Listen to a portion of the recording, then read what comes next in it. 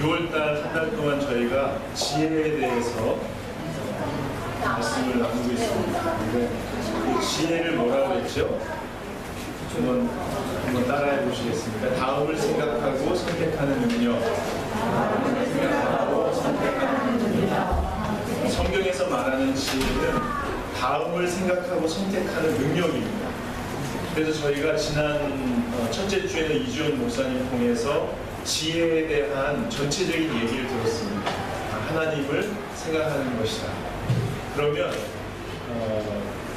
저는 이제 이주연 목사님 설교하시는 것을 이제 풀어서 4주 동안 여러분과 나누고 있는데, 지난주에 그러면 다음을 생각한다는 게 뭐냐에 대해서 나누었습니다. 다음을 생각하는 것의 기초 단계를 나누는데요. 뭐라고 했죠? 생각이 나세요? 다음을 생각한다는 것은 우리가 갖고 있는 욕구를 만족시켰을 때, 욕구에 대한 만족 빼기 그것을 위해서 지불한 대가, 즉 정서적인 육체적인 부담감. 다시 말씀드립니다. 만족 빼기 대가가 제로 이상이냐 이하냐를 생각해 보는 게 다음을 생각하기의 기초라고 말씀드렸습니다. 생각나세요? 다시 한번 말씀드립니다. 내 욕구를 만족시켰을 때, 욕구를 충족시켰을 때 느껴지는 만족감 빼기 그 욕구를 충족시키기 위해서 지불한 대가가 있지 않습니까? 그 대가는 육체적인 부담감, 정서적인 부담감으로 있다는 거죠. 그 만족 빼기 대가가 제로 이상인지 이하인지를 생각해 보는 것이 다음을 생각하기의 기초 단계라고 말씀드렸습니다. 어떻게 생각해 보셨습니까? 저는 제 삶을 먼저 좀 나누겠습니다. 주중에 제가 저녁을 아주 부실하게 먹고요. 먹는 둥 마는 둥 먹고 집에 있는데 제 딸은 저녁을 잘 먹었어요. 제가 보니까. 근데 자전거를 타고 와서는 배가 고프다고 아마 처음 있었던 일 같아요. 8시쯤 됐는데 라면을 끓여달라고 하더라고요. 그래서 제가 끓여줬어요. 근데 저는 안 먹었어요. 다음을 생각한 거죠. 제가 먹으면 계속 밤새 트름할 거고 저희 가족들은 소리와 냄새에 시달릴 거니까 제가 안 먹었어요. 근데 어저께는 저녁을 제가 배 터지게 먹었어요. 근데 8시에 나가서 팥빙수를 또 먹었어요. 다음을 생각하지 않는 거죠. 자, 여러분들은 어떤 경험이 있으셨습니까? 한번 누가 나눠보시겠습니까?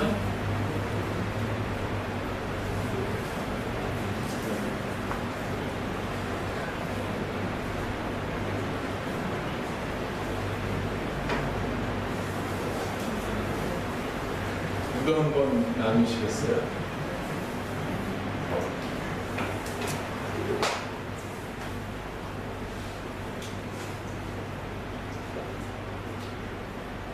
예람 씨 혹시 나눌 게 있나요?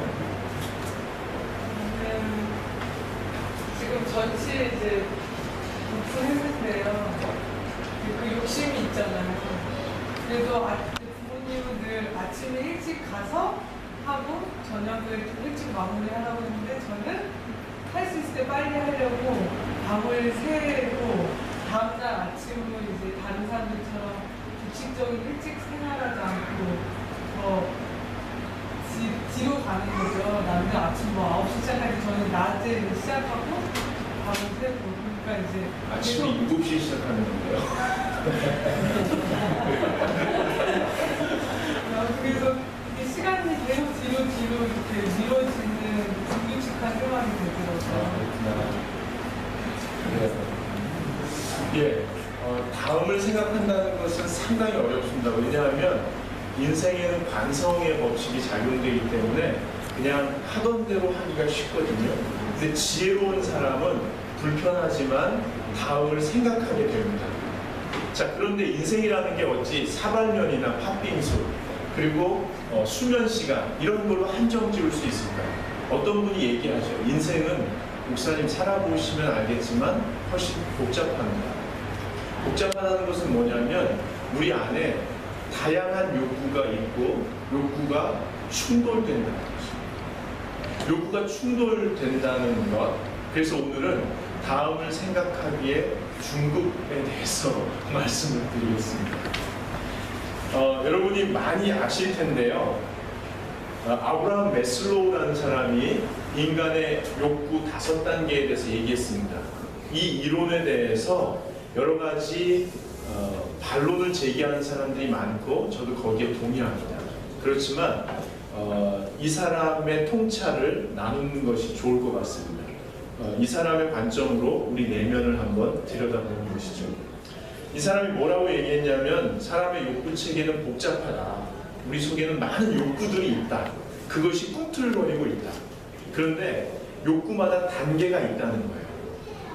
그 욕구마다 단계가 있는데 하위 욕구가 충족돼야만 상위 욕구가 충족된다. 자, 그래서 제가 하위 욕구서부터 제가 설명을 드릴게요. 첫 번째로는 생리적인 욕구입니다. 가장 기본적인 건데요. 숨쉬기, 물먹기, 식욕, 수면욕, 성욕 이런 기본적인 것입니다. 여러분에게 다 있죠? 예, 이렇게 모상한 척 하시고 이게 다 있는데요. 이것이 충족되면 그 다음에 욕구를 충족받고 싶어 하는데 그게 뭐냐면 안전에 대한 욕구입니다. 이것은 안전에 대한 욕구란 신체적으로 정서적으로 위험에서 벗어나서 보호하고 싶은 거예요. 그렇죠? 이 안전에 대한 욕구가 충족되면 그 다음에 관계에 대한 욕구가 생깁니다. 어디엔가 소속돼서 관계를 맺고 보호받고 수용받고 싶은 거예요. 이게 충족되면 존경의 욕구가 일어납니다. 어떤 공동체에 소속되면 거기서 끝나는 것이 아니고 그 공동체 안에서 나는 내면적으로는 자율적인 사람, 그리고 외적으로는 사람들에게 인정받고 칭찬받고 존경받고 싶어 합니다. 근데 거기서 끝나는 게 아니고요. 마지막 최고 단계가 자아실현 욕구인데요. 이 욕구는 자신이 끊임없이 성장하기를 원하는 거예요.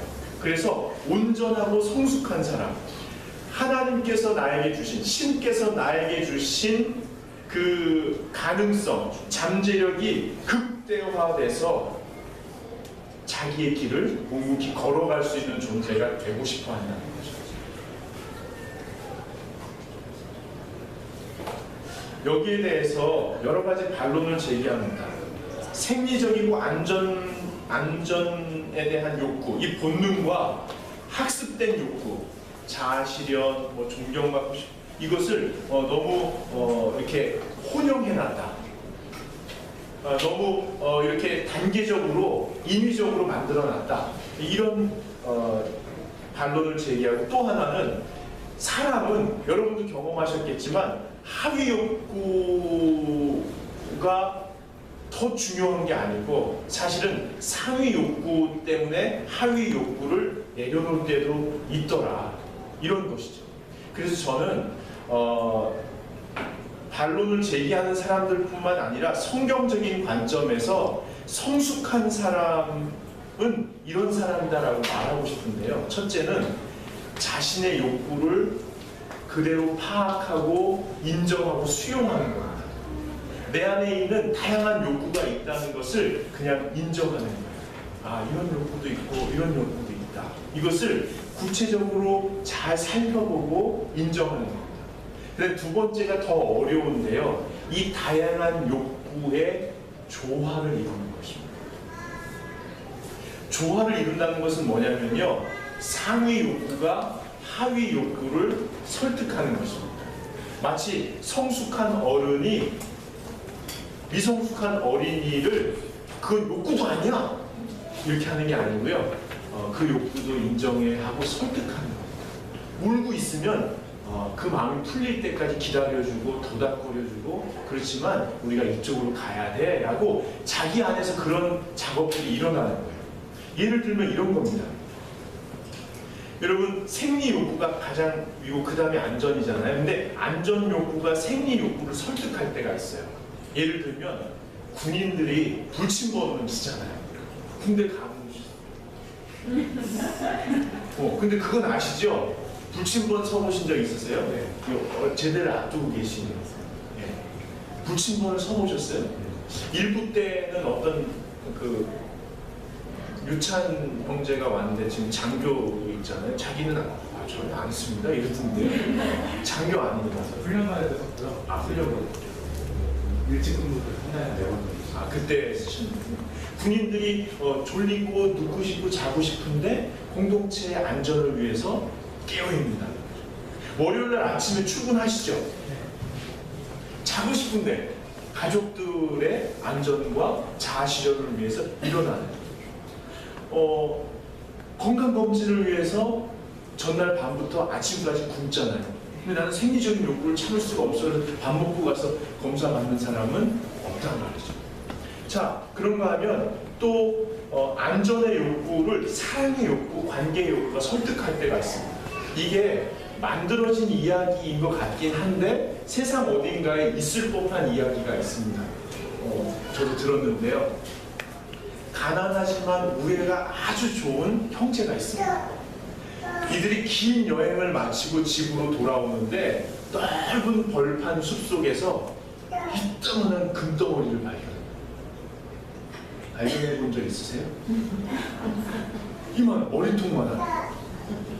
그러고서는 주인을 아무리 찾을래야 찾을 수가 없으니까 형이 야 우리 이거 가져가서 조용히 쓰자 하고 보찜에다 집어넣습니다. 무거운데 힘들지만 행복합니다. 그래서는 열심히 가서 집에 가기 위해서 건너야 하는 큰 강에서 나무배를 하나 넣습니다. 그리고 이제 건너가는데 이제 땀도 식힐 겸 가만히 있다가 형님이 금덩이를 꺼내는 거예요. 동생한테 야 멋있다. 너도 한번 만져봐라. 동생이 이렇게 받고서는 너무 행복해요. 형님 만져보세요. 형님이 야 우리 이제 정말 안전하게 잘 살 수 있게 너 한번 만져봐라. 동생이 이렇게 만지다가 가만히 금덩이에 푹 빠졌어요. 그러니까 형도 만져보세요. 형도 이렇게 하다가 금덩이에 푹 빠졌어요. 너도 한번 만져봐.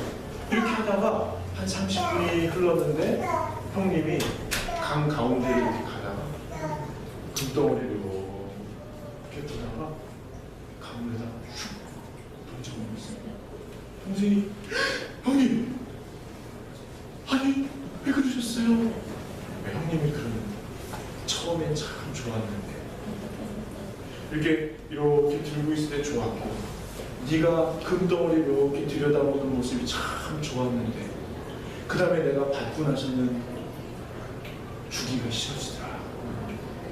네가 갖고 있는 모습을 보니까 빨리 빼고 싶더라. 이것 때문에 우리 우애가 갈라질 것 같아서 그래 버렸다. 그 동생이 잘하셨습니다. 잘하셨습니다 형님. 그랬대요. 안전의 욕구를 관계의 욕구가 설득하는 거죠. 여러분 이렇게 상위 욕구가 하위 욕구를 설득하는 사람들, 성숙한 사람들에게서 보여지는 모습입니다. 제가 참 감동적으로 본 기사가 하나 있어요.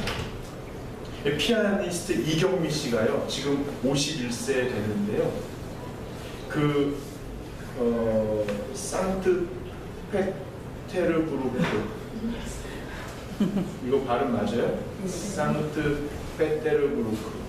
어떤 분은 제가 러시아어로 써서 읽는 줄 아시는데 지금 한글로 써서 읽는 겁니다. 상트페테르부르크 심포니 상임 지휘자가 알렉산더 드미트리예프 78세 된 분인데 이 두 분이 처음 만났을 때가 언제냐면 1991년이었어요.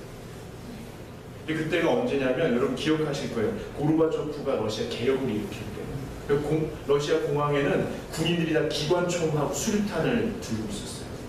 그리고 저는 뉴스가 기억나요. 그 추운데 빵집 앞에 수백 메타의 줄이 쫙 서가지고 돈다발을 들고 빵 하나 먹으려고 이렇게 들고 있던 러시아 백성들이 생각나거든요. 근데 그때 러시아에서 둘이 협연을 하게 된 거예요. 그러니까 이경미 씨가 아무도 안 올 것 같은 거예요. 처음 연주를 하는데. 근데 알렉산더 드미트리예프가 러시아 사람들은 그렇지 않습니다. 나중에 보십시오. 이경미 씨가 딱 등장했는데요. 2천석에 모든 관중이 가장 좋은 예복을 입고 가득 찬 생계, 안전, 모든 것을 뛰어넘는 이 자아실현의 욕구를 그대로 보여주는 작품. 여러분, 성숙한 사람들의 특징은요, 위의 것을 바라보는 겁니다. 여러분, 이제 이번 한 주간 동안 우리가 위의 것을 바라보는 것에 대한 구체적인 연습을 시작할 겁니다. 생활의 관성의 법칙을 깨고 넘어서기 위해서 끊임없이 생각해야 할 것입니다.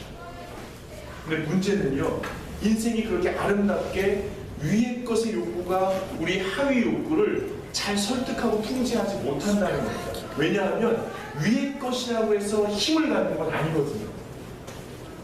상위 욕구라고 해서 우리 안에서 힘을 갖고 설득하고 이 상위 욕구를 가지고 있는 내가 성숙해서 끝까지 얘를 다스릴 수가 없기 때문에 그렇습니다. 모든 욕구는 자기가 가장 중요하다고 부딪히는 거예요. 이 부딪히는 과정에서 욕구가 조화를 이루지 못하는 순간 어떤 욕구가 집착하게 되고 거기에 힘이 실리면서 욕구에 혼란이 오는데 그것을 욕심이라고 합니다. 그래서 어떤 사람은요, 이 욕심 때문에 판단을 하지 못하고 이러지도 저러지도 못하는 자기 때문에 스스로 짜증내고 절망할 때가 있습니다. 왜 나는 맨날 이 모양이지? 좀 나아지는 듯하다 왜 무너지지? 왜 내 인생은 이렇게 실타래 얽힌 것처럼 엉망이지? 도대체 신은 어디에서 나를 조롱하고 있는 거 아닌가? 라고 극도로 화가 나는데 몸은 움직일 수 없는 무력증에 빠질 때가 있습니다. 여러분, 그러나 그때 꼭 기억하십시오. 왜냐하면 바로 그런 과정을 통해서 여러분은 시험을 당하기 때문입니다.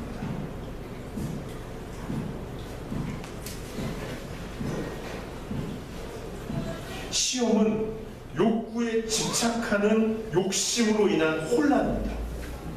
다시 말씀드립니다. 시험은 욕구에 집착하는 욕심으로 인한 혼란입니다. 그래서요, 야고보서 1장을 한번 펴보십시오. 히브리서 다음에 있는 야고보서 1장을 펴보십시오. 야고보서 1장 14절, 13, 14, 15절을 이 시간 함께 읽겠습니다. 야고보서 1장 13, 14, 15절 읽겠습니다. 사람이 시험을 받을 때에 내가 하나님께 시험을 받는다 하지 말지니 하나님은 악에게 시험을 받지도 아니하시고 친히 아무도 시험하지 아니하시느니라. 오직 각 사람이 시험을 받는 것은 자기 욕심에 끌려 미혹됨이니 욕심이 잉태한 즉 죄를 낳고 죄가 장성한 즉 사망을 낳느니라. 죽을 것 같다는 거예요. 왜 이 모양인지 죽을 것 같다는 거예요. 근데 그때 여러분이 기억할 것이 있습니다. 뭐냐면 이것이 중요합니다. 그 무력해서 아무것도 할 수 없을 때 반드시 기억해야 될 게 뭐냐면 바로 그 시험을 통해서, 시련을 통해서 사람이 성장한다는 거예요. 성장이 뭡니까? 온전한 사람이 된다는 거예요. 그 시험이, 시련이 빨리 벗어내야 하는 인생의 쓰레기가 아니라 그것이 양분이 되어서 우리를 성장시킨다는 거예요. 여러분, 야고보서 1장 2절부터 4절까지를 다시 한번 읽어보겠습니다. 2절부터 4절 시작. 내 형제들아, 너희가 여러 가지 시험을 당하거든 온전히 기쁘게 여기라. 이는 너희 믿음의 시련이 인내를 만들어내는 줄을 너희가 알미라. 인내를 온전히 이루라. 이는 너희로 온전하고 고비하여 조금도 부족함이 없게 하려 함이니라. 이 시험이 사람을 온전하게 한다는 거예요. 매력이 없잖아요. 근데 그 뒤에 뭐라고 하냐면 완전하고 원만하게 한다는 거예요. 원만하게. 메시지 성경에는 더 잘 설명되어 있는데요. 성숙하고 잘 다듬어진 사람이 되어야 된다. 뭐가요? 시험과 시련을 통해서. 그래서 오늘 뭐라고 하냐면 인내를 온전히 이루라는 거예요. 이 말은 뭐냐면요, 인내해야 된다는 거예요. 시험을 받으면 가장 절망하는 사람이 자기 자신이에요. 나는 왜 맨날 이 모양인가? 나 버려진 거 아닌가? 근데 그때 끝까지 버티라는 거예요. 끝까지. 다시 무너져도 또 무너져도 무너질 게 예상이 되어도 기억해야 될 게 있어요. 이 인내의 과정이 나를 온전하고 원만하게 성숙하게 만들어준다. 그게 인생에 없어져야 될 쓰레기가 아니고 버려야 될 게 아니고 여러분이 경험한 모든 시험과 시련과 환난과 고통과 아픔과 그것으로 무력증에 빠져있는 여러분 자체도 거기서 멈춰있는 게 아니고 여러분을 성장시키시는 하나님의 계획 안에 있다는 것을 기억하셔야 된다는 것입니다. 인간은 자기가 뭘 기억하느냐에 따라서 미래가 열립니다. 그래서 아무 힘이 없더라도 그냥 그 자리에서 이 말씀을 기억하십시오. 인내가 온전히 이루어지면서 성장과 성숙이 이루어진다는 거예요.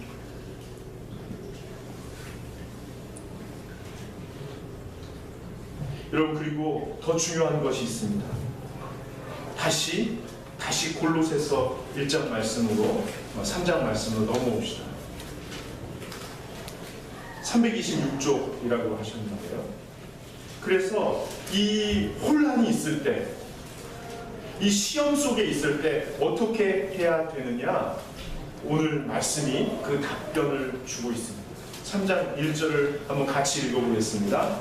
시작. 그러므로 너희가 그리스도와 함께 다시 살리심을 받았으면 위의 것을 찾으라. 거기는 그리스도께서 하나님 우편에 앉아 계시느니라. 여러분, 위의 것을 찾으라는 거예요. 위의 것을 찾으라. 거기 위의 것을 찾으라는 게 뭐냐면 고상하게 생각하라는 거예요. 성숙하게 바라보라는 거예요. 거기에 위에 누가 계셔요? 예수 그리스도가 계시는 거예요. 하나님 보좌 우편에 예수 그리스도가 계시는 거예요. 거기서 예수님이 뭘 하세요? 중보하신단 말이에요. 중보가 뭐예요? 여러분을 성장시키는 데 필요한 것을 하나님한테 요청하시는 거예요. 이게 중보예요. 우리 신우가 지금 이 상황에서 영적으로 하나님 이게 필요합니다. 제가 땅에 내려가서 살아보니까, 인간의 삶을 살아보니까 지금 저 고비에서 영적으로 이게 필요합니다. 우리 소영이가 지적으로 이게 필요합니다. 이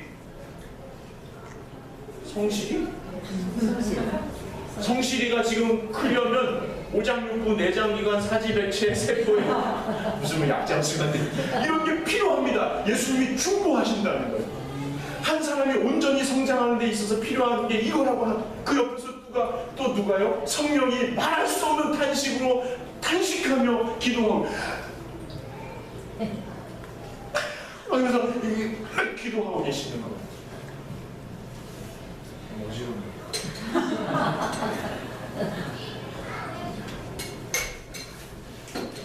이 성삼위일체 하나님께서 뭘 바라보시는 거예요? 우리들이 예수 그리스도의 장성한 분량까지 성장하는 거예요. 그러니까 우리들이 시험을 당하면서도 욕구의 혼란, 갈등, 무력감, 우울감 이 속에서도 끊임없이 바라본다는 게 뭐냐면 나를 포기하지 아니하신 성삼위일체 하나님을 바라본다는 거예요. 그분이 무슨 일을 하고 계신지를 이렇게 바라보는 거예요. 그리고 그분이 나를 어디로 데려가실 것인지, 궁극적인 골이 뭔지, 나를 예수님을 그래서 그 골로새서 3장 2절 보세요. 위의 것을 생각하고 땅의 것을 생각하지 말라. 이는 너희가 죽었고 너희 생명이 그리스도와 함께 하나님 안에 감추어졌습니다. 감추어졌다는 거예요. 하나님 품에 있다는 거예요. 하나님 품고 계신다는 거예요. 4절을 보세요. 우리 생명이신 그리스도께서 나타나실 그때, 재림하실 때 너희도 그와 함께 영광 중에 나타나리라. 너희의 실체가, 너희의 본체가, 너희에게 담겨있는 하나님의 형상이 완전히 회복되는 그것이 그때 드러날 것이다. 그래서 예수님의 모습과 여러분의 모습이 일치하는 그런 날이 온다는 거예요. 그 날을 계속 바라보라는 거예요. 여러분, 그래서요, 욕구의 혼란이 올 때 위의 것을 바라본다는 게 구체적으로 뭔가, 이거에 대해서 우리 야고보서 다시 한번 돌아가 보시죠. 오늘 좀 바쁘네요. 야고보서 1장을 한번 보세요. 욕구의 충돌로 인한 혼란, 시험, 시련, 이런 과정 속에서도 이것이 의미가 있다는 것을 기억하시고, 그러면서도 위의 것을 바라본다는 것, 이 구체적으로 뭐냐? 첫 번째로 지혜를 구하라는 거예요. 야고보서 1장 5절을 한번 같이 읽어보겠습니다. 시작. 너희 중에 누구든지 지혜가 부족하거든 모든 사람에게 구해 주시고 꾸짖지 아니하시는 하나님께 구하라. 그리하면 주시리라. 하나님께 도대체 어떻게 해야 될지 모르는, 지혜가 부족하거든, 이게 뭐예요? 다음을 생각하고 선택해야 되는데 욕구가 충돌하고 혼란스러우니까 다음이 생각이 안 나는 거예요. 그럴 때 어떻게 하라고요? 위의 것을 생각하는 사람은 하나님께 구하는 거예요. 메시지 성경에 뭐라고 나와 있냐면, 여러분이 무엇을 어떻게 해야 할지 모르겠거든, 아버지께 기도하십시오. 저는 여기다 도대체라는 말을 넣고 싶어요. 여러분이 도대체 무엇을 어떻게 해야 될지 모를 때 하나님께 구하라는 거예요. 뭘 구하냐고요? 여러분의 욕구를 다 고백하는 거예요. 현실도 다 고백하는 거예요. 어떻게 해야 될지 모르겠다고 얘기하는 거예요. 하나님께 얘기하는 거예요. 이게 믿음이에요. 얘기하는 거예요. 여러분이 얘기하면 하나님이 들으시는 거예요. 정리해서 얘기하지 마세요. 뭐 멋있는 척하고 얘기하지 마세요. 그냥 여러분 안에 있는 모든 욕구들을 다 고백하는 거예요. 그리고 여러분의 한계와 현실도 다 고백하는 거예요. 그리고 도와달라고. 그 다음에 두 번째 하셔야 될 게 있습니다. 말씀을 보는 거예요. 우리 25절을 보세요. 25절 한번 읽어보겠습니다. 시작. 자유롭게 하는 온전한 율법을 들여다보고 있는 자는 듣고 잊어버리는 자가 아니요 실천하는 자니 이 사람은 그 행하는 일에 복을 받리라. 말씀이 뭐예요? 자유롭게 하는 온전한 율법이라는 거예요. 우리를 그 혼란에서 자유롭게 해주는 그 말씀을 주의 깊게 보라는 거예요. 여러분, 모른다고 하나님께 말씀드리잖아요. 하나님께 물어보잖아요. 그러면 하나님이 말씀하시는데 설교를 통해서, 여러분이 읽고 묵상하는 성경을 통해서, 그 신앙서적을 통해서, 성숙한 사람들과의 대화를 통해서 하나님의 뜻이 딱 들려올 때가 있다는 거예요. 딱 안 들려오면 어떡하죠? 들려올 때가 있대요. 안 들려오면 할 수 없죠. 그래도 말씀을 읽는 거예요. 그러면서 그 말씀을 실천해야 하는 거예요. 그러면 우리가 점점 인생이 심플해지는 거예요. 그래서 다음을 생각할 때 자유로워지는 거예요. 그리고 선택할 수 있게 됩니다. 여러분, 이번 한 주간 동안 다음을 생각하는 중급 단계를 한번 연습해 봅시다. 자기 욕구를 다 함께 얘기하고 말씀 속에서 그 답을 찾아보는 거예요. 여러분, 제가 청년 때요, 정말 성숙한 권사님이 계셨어요. 여러분도 이렇게 교회에서 보면 느껴지시죠? 이렇게 열심히 봉사하시는 분, 뭐 그런 분들 중에서도 저분은 참 성숙하다, 저분은 참 미성숙하다, 이렇게 느껴지시죠? 저만 느껴져요? 보면은 느껴지잖아요. 저분은 참 성숙하다. 근데 그 성숙한 분들의 중에 권사님 중에 그런 분이 계셨어요. 특히 제가 실수를 많이 했거든요. 말씀도 많이 드리고. 그러면은 보통 어르신들은 실수하면 안 된다고 막 이렇게 막 뒤에서 막 욕하시고 막 손가락질하시고 그러셔요. 근데 어떤 권사님은 보니까 이 말을 늘 입에 달고 다니죠. 그럴 수 있어. 그럴 수도 있어. 너무 좋으신 거예요. 아무것도 억압하지 않으면서도 이렇게 그럴 수 있어. 그럴 수도 있어. 그분이 저한테 한번 이런 얘기를 해준 적이 있어요. 용재야, 왜 사람이 손이 두 개인지 알아? 왜 하나님께서 손을 두 개 해주셨는지 알아? 제가 이제 멋있는 척하는 기도하라고요.